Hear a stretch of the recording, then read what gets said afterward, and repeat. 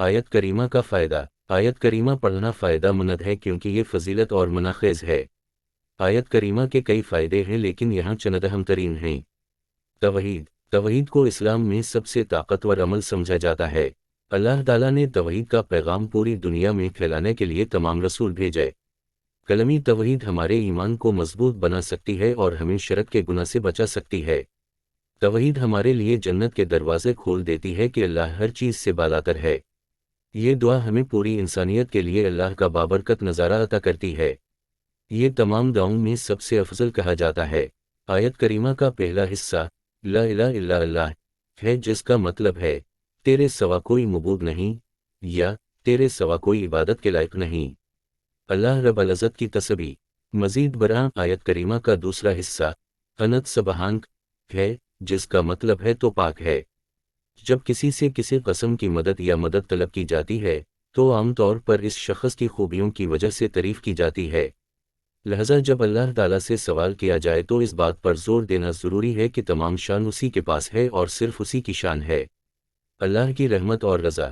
اس کا تیسرا حصہ انی کنت منا ظالمین کا مطلب ہے کہ میں ظالموں میں سے ہوں۔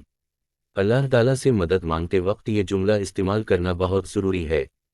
جو شخص اپنے آپ کو ایک ظالم کے طور پر پہچانتا ہے وہ برے رویے کے نتیجے میں ہونے والی تکلیف اور تکلیف کو پہچانتا ہے جس کی وجہ سے اللہ نے انہیں سزا دی ہے۔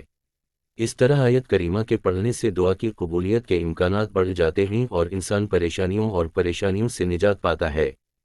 گناہوں کی بخشش۔ اگر ہم اپنے گناہوں کو اللہ سے معاف کرنا چاہتے ہیں تو اللہ کی آیت کریمہ شاید ہمارے لیے بہترین نعمت ہے۔ سنگین گناہ ہیں جیسے زنا، والدین کی نافرمانی، چوری اور چوری وغیرہ۔ ہمارے گناہ جو بھی ہوں، ہمیں اللہ کا شکر ادا کرنا چاہیے کہ اس نے اپنے برے اعمال کو معاف کرنے کے لیے ایسی مضبوط آیت پیش کی۔ مسئلہ حل کرنا۔ جب یونس علیہ السلام نے ان آیات کی تلاوت کی تو اللہ تعالیٰ نے انہیں معاف کر دیا اور وحل مچھلی کو حکم دیا کہ وہ اسے بحفاظت نکال لے۔